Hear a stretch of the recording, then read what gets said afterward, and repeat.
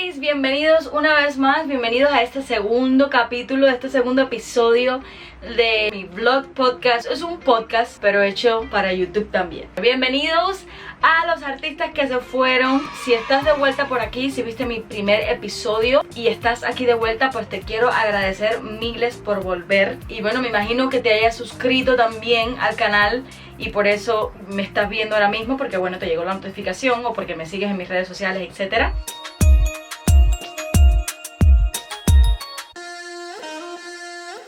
Y este segundo episodio del día de hoy les voy a contar un poco sobre mí, porque como les decía en el capítulo anterior, quería hacer un episodio solamente para eso. Y no sé si se acuerdan que les había comentado que ustedes se preguntarán, bueno, ¿y esta hora de dónde salió? ¿Y por qué quiere hacer un podcast?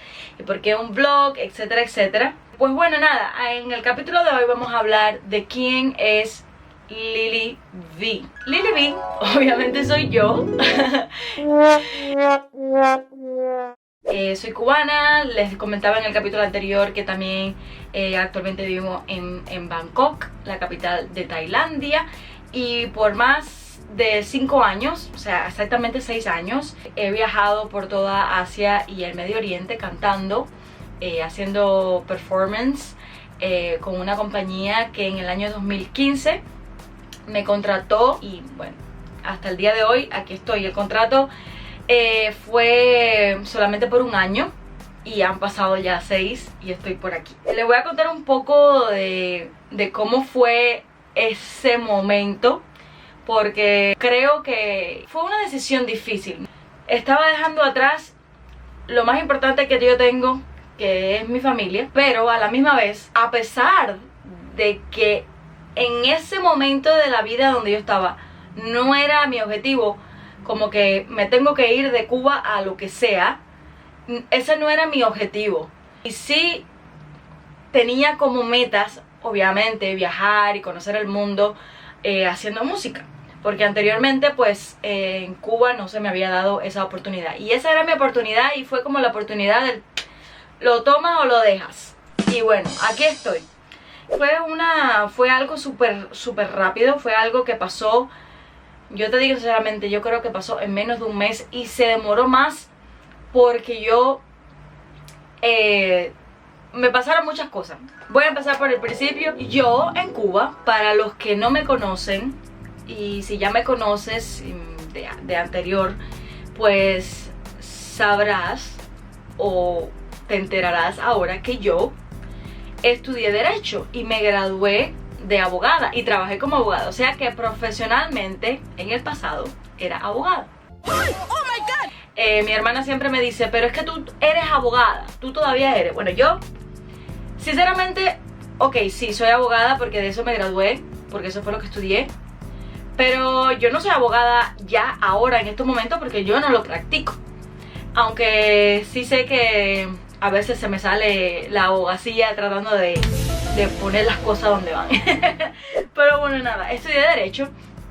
Y bueno, cuando me gradué, primero trabajé en un bufete de abogados y luego me trasladé hacia la universidad y trabajaba en el departamento de asesoría jurídica. Y bueno, estando ahí, pues tenía un poquitico de acceso a internet. O sea, un poquitico, que te estoy hablando que era tipo 2 megabytes, 1 megabyte al mes. Ahí en ese momento yo descubrí el Facebook. El internet en ese momento en Cuba costaba que una hora de internet a esa velocidad, que era súper lenta, costaba $5 la hora de internet. Y aunque era tan cara, además no había muchos lugares para el acceso, porque lo que existían era tipo, no sé, los cubanos sabrán, la única compañía de comunicación que hay en Cuba se llama ETEXA, y ellos tienen diferentes oficinas en diferentes partes así de la ciudad. Y bueno, en esas oficinas ellos tenían tipo 1, 2, 3 computadoras máximo, y de esas 2 o 3 computadoras posiblemente 2 era la única que funcionaba. Y bueno, obviamente en Cuba un salario, bueno, mi salario como abogada en ese momento era de $15. $15 al mes. Imagínate gastarte $5 en una hora navegando por internet. Ay, qué linda yo. En ese momento yo también trabajaba los fines de semana con una banda que se llama Musicora, y yo estaba encantadísima en esa banda porque aprendí muchísimo y fue otra escuela para mí. Anteriormente a eso yo estuve 6 años en una compañía folclórica universitaria que era para artistas aficionados, se llama Maraguán, y bueno, ahí me pasé 6 años de mi vida, toda la universidad completa me la pasé ahí. Luego cuando me gradué obviamente no podía ser parte de la compañía porque era solamente para estudiantes y profesores de la universidad, y bueno, al final terminé en esta agrupación que yo recuerdo que yo pasaba por los fines de semana, yo pasaba por donde ellos tocaban y yo decía, algún día yo quiero cantar ahí. Bueno, como le dicen las personas, yo manifesté al universo que quería ser parte de Musicora, y bueno, tuve la oportunidad. Cámara, enfócate. Ahí. Bueno, pues tuve la oportunidad de estar ahí, y estando ahí y ya trabajando en la universidad y teniendo un poco de acceso al internet, que era, ya les decía, era muy limitado, pues empezaba a estar más tiempo en Facebook. No más tiempo, pero si no, de vez en cuando entraba. Era un poco complicado porque muchos de esos sitios web estaban censurados y no se podía tener acceso, entonces había que conectarse con un proxy, lo que actualmente, o no sé si son lo mismo, los ingenieros informáticos me corregirán, pero bueno, los proxy en ese momento era tipo los VPN. Y bueno, nada, ahí en Facebook, cuando tú empiezas en Facebook por primera vez, es como que la caja de Pandora, y tú empiezas a ver a tus amistades que no veías desde que... Yo había personas que no veía desde que salí de la vocacional. O sea, tú pierdes un poco de comunicación con esas personas. Y bueno, pues nada, Facebook te los encuentra así por así. Yo tuve la suerte de encontrarme con una de mis mejores amigas que crecimos cuando éramos niñas. Cantando, nos conocimos cantando, íbamos a la misma escuela, siempre estábamos en festivales y todo. Mi amiga Jessica. Y bueno, casualmente en ese momento yo recuerdo que tenía varias personas cercanas a mí, músicos, que sabían de que en ese momento, te estoy hablando que eso fue en el año 2015, en ese momento, 2015-2014, había como un auge de músicos viniendo para Asia, sobre todo para China, con contratos de músicos, obviamente, de tocar en los bares, en clubs y todo eso. Yo recuerdo que tenía un amigo que me estaba como que, oye, tú no conoces a nadie por aquí, por Asia. Yo recuerdo que yo sabía de Jessica porque, bueno, aunque no la veía hace mucho tiempo, sus padres y mis padres se conocen y vivían en la misma ciudad, y pues tenían un poco de comunicación, y siempre estábamos como que Jessica aquí, Jessica por allá, y Jessica sabía de mí, etc. Yo me comunico con Jessica, la encuentro en Facebook, y ahí empezamos a hablar, y yo empiezo a preguntarle a Jessica sobre qué tal era la vida por acá, si ella conocía algún contacto. Yo buscando un contacto para otro amigo, ni siquiera era mi contacto para mí. Y en ese momento como que yo no lo veía como que tiene que ser. Y bueno, para no darle tanta vuelta, yo recuerdo que Jessica en aquel momento me dijo, mira, es más complicado sacar a una banda completa que sacar a una sola persona. Y yo como que, bueno, sí, pero es que sola. Entonces en ese momento Jessica me había comentado que ella trabajaba con una banda, y esa banda pues habían acabado de firmar un contrato con una compañía que, bueno, resulta ser que fue la compañía con la que yo firmé. Y en ese momento ella me dice, mira, esta compañía está buscando cantantes, ¿tú quieres venir? Y yo como que, ¿cómo que si quiero venir? Ahí mismo ya a mí me entró, como decimos en Cuba, me entró changó con chaclete de palo, porque... Y yo dije, bueno, sí, pero ese sí fue como que no me van a coger, si yo no hablo inglés, ¿cómo va a ser? Y bueno, nada, yo literal, yo tenía así como el sustico en el estómago, pero también como que, vamos a decir, no es que no tenía fe, sino era como que yo dije, bueno, esta oportunidad esta oportunidad era muy lindo todo, estaba muy bonito. Y bueno, nada, yo sé que me dio un contacto de la persona que en Cuba, que era la persona encargada de decirte qué era lo que tenías que hacer para mandar tu información. Recuerdo que hablé con Irina Flores, la hermana de mi amiga Irina Flores, que espero que la pueda tener por aquí por el podcast. Y yo me comunico con ella por teléfono ese mismo día. Yo en Cuba llamar por celular era un lujo. Yo tenía celular en ese momento. Y bueno, gracias al trabajo, yo les recuerdo que les había dicho que yo trabajaba con esta agrupación. Y bueno, esa agrupación, obviamente ahí sí me pagaban. Y aunque los pagos se demoraban, pues era como una ayuda, un soporte. Y gracias a Dios, porque bueno, eso me salvó de muchas situaciones. Y bueno, nada, yo recuerdo que compré saldo, llamé a la persona y me dijo, no, mira, tienes que hacerte un video de tantos minutos, tienes que hacerte unas fotos y nada, mándame el repertorio que tenías, el repertorio de canciones que yo tenía. Y yo en ese momento pues no tenía ninguna canción en inglés. Casi todas las canciones que yo cantaba obviamente eran en español, y con esta agrupación estaba haciendo canciones en portugués, que me costaba trabajo obviamente porque no es mi primera lengua. Pero bueno, en ese momento, yo creo que en ese momento, cuando yo empiezo con esa agrupación, a mí Dios me estaba preparando para algo más grande. Porque después de eso, yo te digo que, bueno, cámara, enfócate. Yo creo que eso me sirvió a mí de mucho. Empezar de cero con cosas nuevas. Esa agrupación para mí fue como el primer paso de cambios y zona de confort. Primer paso de cambios y salida de zonas de confort. La verdad que yo siempre voy a estar agradecida al maestro Humberto. Yo no sé si él va a ver este podcast, pero yo sé que hay muchas personas que conocen a Humberto y conocen a Musicora en Camagüey y sabrán de lo que estoy hablando. Esa agrupación literalmente fue una escuela, aunque no estuve ahí mucho tiempo, estuve solamente un año. Creo que no llegó al año, como 10 meses. Me fui ya cuando casi iba a cumplir el año de estar ahí en esa agrupación. Y bueno, nada, las fotos y el video cantando. Bueno, en ese momento la única canción en inglés que yo me sabía era Hero de Mariah Carey. Y realmente no me la sabía ni completa. Me sabía nada más la mitad en español, la mitad en inglés. Y yo digo, bueno, voy a cantar la mala aparte de en inglés ahí, más o menos con el inglés machacado que yo tenía. Y bueno, el video creo que era como 1 minuto cantando. Hice el video y ahí la foto. Bueno, esa foto yo no tengo esa primera foto. Le digo la primera cámara, enfócate.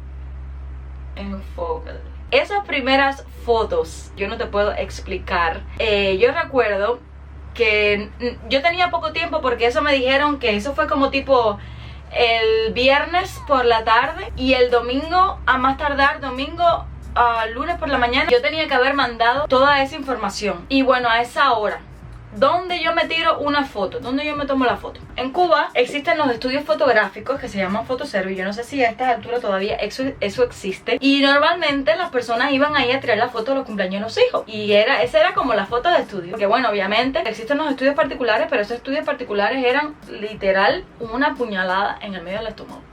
Carísimo, o sea, buena calidad, pero bueno, yo no tenía el dinero. Yo no tenía dinero para invertir en una foto pro. Y bueno, yo al fin dije, bueno, déjame ir allá al Fotoservi. Yo recuerdo que me hice la reservación. Yo creo que pagué como $10 por unas fotos que estaban horrorosas.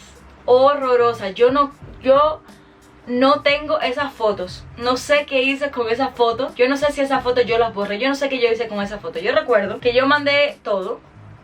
Después de meterme 1 hora, o sea, después de tirarme la foto y todo, me metí 1 hora en el Texas para tratar de mandar el video. Y aquello no subía. Yo no sabía que era Google Drive, porque cuando entonces trataba de mandar las fotos y el video, pues era muy grande y decía que Google Drive, y yo pensaba que ese Google Drive era otra cosa. Bueno, en fin, lo que yo te cuento es poco. Yo mandé las fotos y yo recuerdo que me dijeron que esas fotos estaban horribles.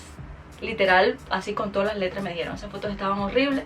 Que el video estaba bien, que era lo que más yo temía. Y yo decía, bueno, pero, o sea, que nosotros aquí, hablando en plata, siempre hemos sabido que lo más importante es el talento.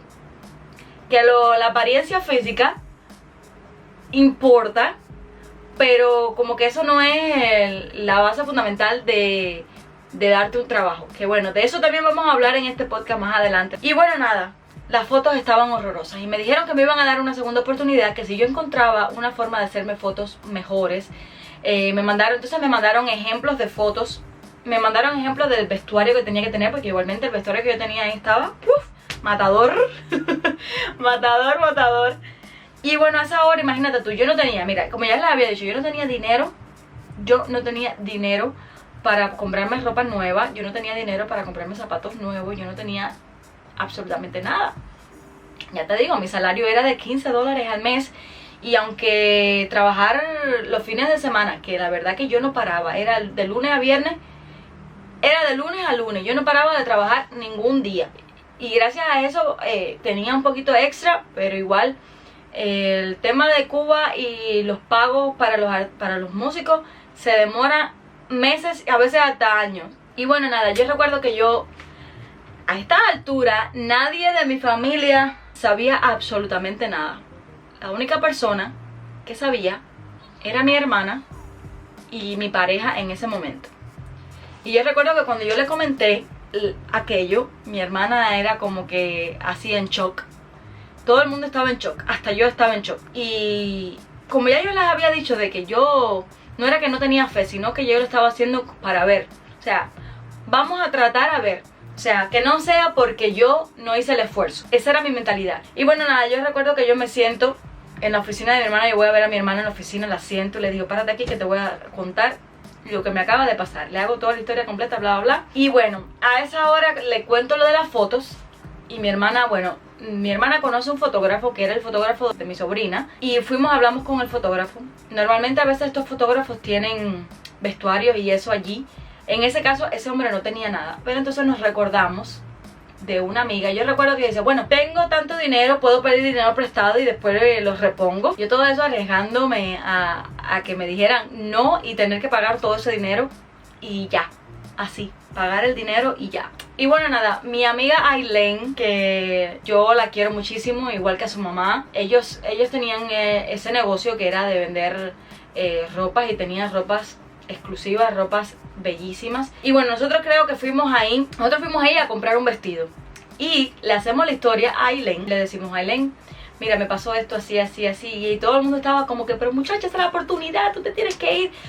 Yo recuerdo que le habían acabado de llegar unos vestidos nuevos. Y me dice, mira, coge estos vestidos, llévatelos, póntelo en la foto, después me los traes para atrás, que no hay problema. Y yo ese día yo casi lloro, la verdad. Pero fue una cosa loca, tenía solamente un día para encontrar el vestido, los vestidos y para tomarme las fotos porque me habían dado un solo día. Tómate la foto, mándame las fotos otra vez para decirse sí o no. Bueno, las fotos quedaron bellas. Yo voy a buscar las fotos y si las tengo se las voy a poner aquí. Aquí se las voy a poner. Lo que no tengo son las fotos para que hagan la comparación del desastre con lo bueno. Y bueno, nada, mandé las fotos y caballero, déjenme decirles que literal esas fueron las fotos, eso fue la tapa al pomo. Automáticamente esas personas me llamaron, me mandaron correo electrónico con los contratos, con el seguro médico. Y ahí es donde empieza la cantaleta. Porque ahora viene la parte de cómo se lo decimos a mamá y a papá. Bueno, yo recuerdo que ya yo había impreso todos los contratos, toda la información de las personas de la compañía. Yo tenía mucho miedo porque ustedes saben que hay muchos problemas con el tema de el tráfico de personas, la prostitución en Asia, donde quiera. Y todo aquello era tan perfecto, tan organizado, que para mí eso era como que una película. Yo no me lo creía. Y bueno, yo esperé todo ese tiempo. Eso fue como en una semana. Y bueno, la semana siguiente, ya cuando me dijeron que sí, yo me siento con mis padres. Mi mamá pegó el grito en el cielo. Mi papá también lo pegó, pero fue como que más, ok, mija, esto es lo que te toca, así que bueno, para allá. Todo el mundo estaba pegando el grito en el cielo y yo aquel momento, yo estaba como en un shock que yo no procesaba nada. Yo no sabía si reír, si llorar, si festejar, si no sé, en aquel momento yo no procesaba toda aquella información. Yo recuerdo que yo con esos contratos le decía, yo soy abogada, y yo lo veía, los contratos estaban bien. Yo me senté con cada uno de mis colegas de Derecho Internacional, los abogados que se dedican al Derecho Internacional, y yo recuerdo que un amigo me decía, pero tú eres abogada, tú sabes lo que está bien y lo que está mal, y yo, sí, pero yo nunca había visto esto. Déjenme decirles que yo todavía estaba trabajando con... espérate, porque... tenía que contarle también al maestro Humberto, al líder de la banda con la que yo estaba trabajando, porque todo eso pasó justo una semana antes de los carnavales de Camagüey. Y la agrupación de nosotros obviamente tenía diferentes shows, porque era una de las orquestas, uno de los grupos principales de la cultura de Camagüey. Y cuando yo voy a contarle al maestro Humberto, el maestro Humberto me dijo que yo no me podía ir, y yo como que, pero que yo no me, ¿cómo que yo no me voy a, pero cómo que yo no me voy a poder ir? Ya yo tengo el contrato, ya esta gente está sacando los pasajes. Y dice, sí, pero tienes que, bueno, en fin, caballero, para contarle la historia corta, yo le escribí un email a la gente de la compañía y les dije que yo no me podía ir de Cuba hasta el día 30 de julio. Porque yo trabajaba con esta compañía, con esta agrupación, así, le expliqué todo. A todas estas, arriesgándome a que me dijeran que no. Bueno, yo me arriesgué porque yo pienso mucho que la lealtad en este tipo de negocio y la lealtad en este tipo de... la lealtad en la industria musical se paga. Se paga. Yo le digo sinceramente, encontrar personas leales, cuando tengas personas leales que trabajen contigo y que están alrededor de ti, consérvalas. Yo me considero, modestia aparte, yo me considero una persona súper leal. A pesar de que los cubanos somos un poco como que, óyeme, si esa es mi oportunidad, esta es mi oportunidad. Y yo no creo en nada. A pesar de que en algún momento por mi cabeza pasó eso mismo, de que bueno, si ellos me compran el pasaje para mañana y me tengo que ir mañana, yo me voy mañana. A pesar de yo tener esto en mi cabeza, tenía el cargo de conciencia de que coño voy a dejar embarcado al grupo, porque era, o sea, ya empezaban los carnavales y yo me tenía que ir y yo era la cantante principal y ellos o sea, fue una cosa loca. Ya te digo, Dios, gracias Señor Todopoderoso, Dios me estaba guiando cada uno de mis pasos y me estaba dando lecciones. Y yo recuerdo que las personas de la compañía me escribieron un email y me dijeron que no había problema, que no podía pasar de esa fecha. Y yo recuerdo que quedé bien con todo el mundo. Hice mi trabajo y gracias a Dios ese trabajo que hice, como en Cuba pagan tan tarde los trabajos, pues gracias a Dios mi familia comió con ese dinero cuando yo me fui de Cuba, porque le pagaron obviamente le pagaron a mis padres. Y gracias porque mis padres en ese momento se habían acabado de mudar para Camagüey y no tenían trabajo. Y bueno, nada, han pasado 6 años y te digo que creo que esa ha sido una de las mejores decisiones de mi vida, a pesar de los sacrificios y a pesar de todo lo que ha pasado. Yo he conocido personas increíbles en el transcurso de estos años y la verdad que en experiencia he ganado muchísimo, no solamente desde el punto de vista profesional, pero sino también desde el punto de vista humano. Cuando tú tienes la posibilidad de viajar y cuando tú tienes la posibilidad de conocer otras culturas y de conocer otras personas, tú te das cuenta de que no todo es como te lo dicen en Cuba, como te lo dicen en la escuela. Y a veces, como te lo cuentan las personas, no va a ser suficiente hasta que lo vivas tú mismo en carne propia.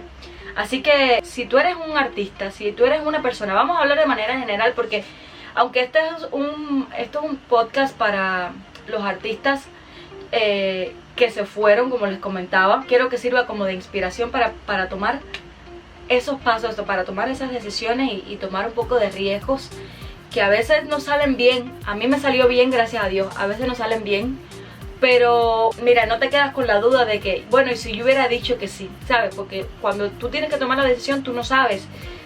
Yo no sabía que yo iba a estar ahora mismo grabando este podcast, yo no sabía ni qué es lo que era un podcast hace 6 años. Yo no sabía que iba a estar viviendo en Bangkok, no sabía, pero a lo mejor sabe Dios qué es lo que yo estuviera haciendo en Cuba ahora mismo. No tengo la menor idea, pero lo que sí sé es que tomé esa decisión, tomé los riesgos, tomé ese paso. Así que si tú estás esperando por una señal, déjame decirte que a veces esas señales nunca pasan. Ese es como decir en Cuba, con los pantalones bien puestos, montarte y vamos. Hay oportunidades que no pasan 2 veces. hay oportunidades que se dan una sola vez y es mejor arrepentirse del error que arrepentirse de no haber tomado acción cuando tuviste la oportunidad. Espero que esta historia no la haya sido para nada aburrida. Yo creo que no había contado en ningún... Yo he tenido varias entrevistas en diferentes espacios. Casi todas las entrevistas han sido en inglés. Yo creo que esta es la primera vez que entro así a un espacio, y bueno, gracias a Dios que es mi espacio, que hago todo en español. Y bueno, es la primera vez que hago la historia completa de cómo me salí. Mucha gente sabe que me fui de Cuba, mucha gente sabe que era abogada. Aquí yo feliz de contarle esta historia. Espero que esto los motive a tomar ese primer paso. A veces las segundas oportunidades no existen, y cuando existen hay que tomarlas. Como les decía, hay que tomar los riesgos, y yo creo que a pesar de que ha sido una de las decisiones más difíciles, pero a la vez una decisión que no le metí tanto coco, como decimos en Cuba, yo creo que ahora mismo, después de tantos años, tengo más miedo a hacer cosas que el miedo que tuve en el momento ese de decir me voy. Pero la verdad que yo espero que esto les sirva de un poco de motivación, que se queden por aquí. No se olviden de que tengo música en todas las plataformas digitales. Le agradecería que se suscribieran a todas mis redes sociales. Déjenme sus comentarios de qué les pareció mi historia, si han tenido una historia parecida. En mi caso significa muchísimo que ustedes estén aquí mirándome y escuchándome en este podcast, que creo que es una nueva meta, una nueva aventura, y que llevo un poco de tiempo tratando de empezar, y lo he empezado de diferentes formas, y bueno, espero que este sea el que es, como decimos en Cuba. Así que bueno, muchísimas gracias por estar aquí otra vez en Los Artistas que se fueron. Gracias por quedarte, gracias por escucharme, y bueno, nada, nos vemos en el próximo episodio, y les mando un beso grande. Quédense por aquí que venimos con más.